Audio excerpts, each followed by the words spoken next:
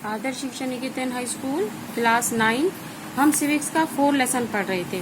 हमने उस दिन पार्ट 1 किया था, जिसमें मैंने बताया था कि देवीलाल जी ने किस तरह से 1987 में हरियाणा में अपने चुनाव जीते थे और उन्होंने क्या की थी, मतदान गणना किस प्रकार होती है, ये सारा मैंने आपको बताया था। आज हम पढ़ेंगे कि भारत में चुनाव क्यों और लोकतांत्रिक है। ठीक है, तो इस क्या होता है कि कई बार चुनाव में धंधलेबाजी होती है।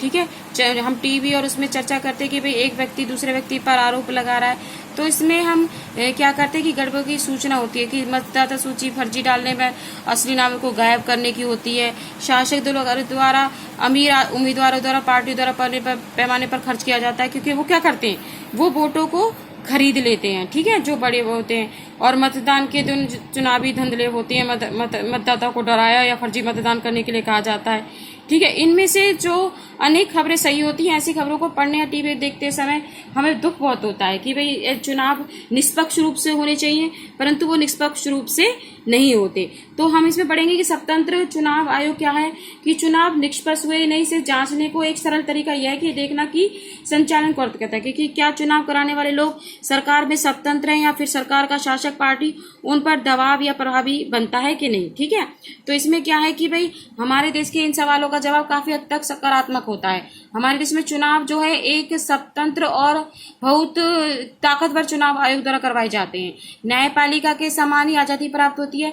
मुख्य जो चुनाव आयुक्त को एक नियुक्ति भारत के राष्ट्रपति एक बार नियुक्ति हो जाने के बाद चुनाव आयुक्त राष्ट्रपति या सरकार के प्रति जवाबदेह नहीं करते।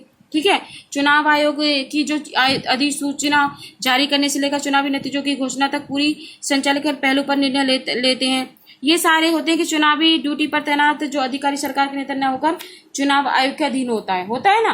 भाई ड्यूटी तो कोई और दे रहा है, परंतु जो वोट में खड़े हैं, मतदाता जो खड़े हैं, वो क्या करते हैं, वो अपनी मर्जी चलाते हैं। जो ड्यूटी दे रहा है उसकी मर्जी नहीं चलती, बल्कि अपनी मर्जी चलाते हैं कि किसी न किसी तरह वो जीते। तो इसमें पढ़ेंगे कि भाई चुनाव में लोगों की भागीदारी क्या होती है। कि चुनावी प्रक्रिया की गुणवत्ता को जांचने का एक तरीका यह है कि भाई चुनाव में लोगों की भागीदारी का पैमाना आमतौर पर मतदान करने वाले के आंकड़े को बनाया जाता है। मतदान की योग्यता रखने वाले कितने प्रतिशत लोगों ने असल में मतदान किया, हिसाब लगाना बहुत मुश्किल होता है।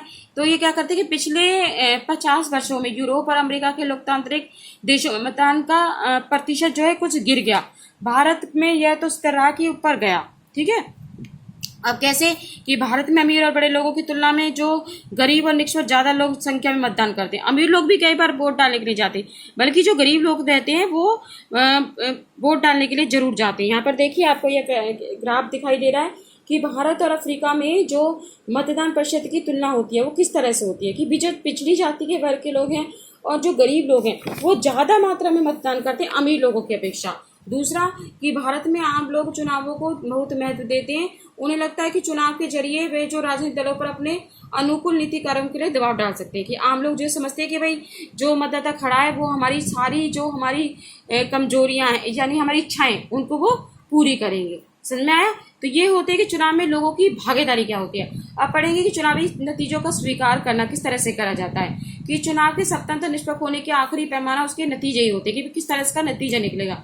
अगर चुनाव स्वतंत्र निष्पक्ष ढंग से न हो तो नतीजे हरदम ताकतवर और जवान के पास में चला जाता है ना। कि अगर भाई सही तरह से नहीं निकला है, वो चुनाव नहीं हुए तो क्या होगा, जो भारी दल था तो वो डरा धमका कर क्या करेगा, अपनी वोट ले लेगा, लोगों को धरगाएगा या फिर उन्हें किसी तरह का लालच देगा। तो इससे क्या होगा, अगर चुनाव निष्पक्ष रूप से नहीं हुआ है तो क्या होगा कि जीत वो व्यक्ति जाता है जो कि योग्य नहीं होता। ठीक है, उसके बाद पढ़ेंगे स्वतंत्र निष्पक्ष चुनाव को चुनौतियां। वही निष्पक्ष और किस तरह से होना चाहिए।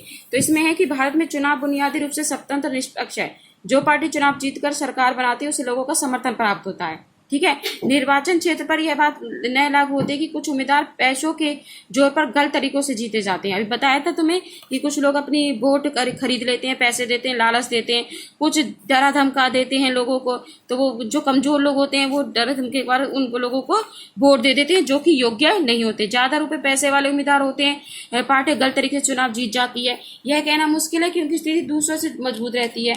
उसके बाद जो अलग अलग पार्टियों में कुछ परिवारों का जोर है, जैसे जैसे भाई हमें तो बस ये है कि अपने रिश्तेदार को ही वोट देंगे। बहुत से लोग करते हैं ना कि चाहे वो योग्य नहीं है, परंतु जो अगर उसका रिश्तेदार कोई खड़ा है किसी व्यक्ति का, तो वो अपने रिश्तेदार को ही वोट देते हैं। अक्सर जो आम आदमी के चुनाव में कोई ढंग का बिल्कुल नहीं होता कि कौन सी प्रमुख पार्टियां व्यवहार को कमोबेश में होकर एक दूसरे को जिता देती हैं, वहीं बड़ी पार्टियों की तुलना में जो छोटे दलों के निर्दलीय उम्मीदवारों की तरह कई परेशानियों को उठाना पड़ता है। जो गरीब बंदा अगर खड़ा भी है तो उसे इलेक्शंस में बहुत ज़्यादा उनका सामना करना पड़ता है। समझ में आया? तो उसके बाद है चुनावी धांधलेबाजी किस तरह से होती है कि चुनाव में वोट बढ़ाने के लिए उम्मीदवारों को पार्टियों के द्वारा की जाने वाली गड़बड़ या फ्रेब। ठीक है, मतदान केंद्र क्या होता है? किसी उम्मीदवार या पार्टी के समर्थन या भाड़े के अपराधियों द्वारा मतदान केंद्र पर कब्जा करना। उसके बाद है निर्वाचन क्षेत्र, एक खास भौगोलिक क्षेत्र के मतदाता जो एक प्रतिनिधि का चुनाव करते हैं। आचार संहिता, चुनाव के समय पार्टी और उम्मीदवारों द्वारा माने जाने वाले कायदे या कानून। ठीक है, आपका ये लेसन कंप्लीट हो गया है। इसके आपके अभ्यास के क्वेश्चन और कुछ क्वेश्चन शॉर्ट भी आपको करने हैं और एक बार इस लेसन को अच्छी तरह से रीड करना है।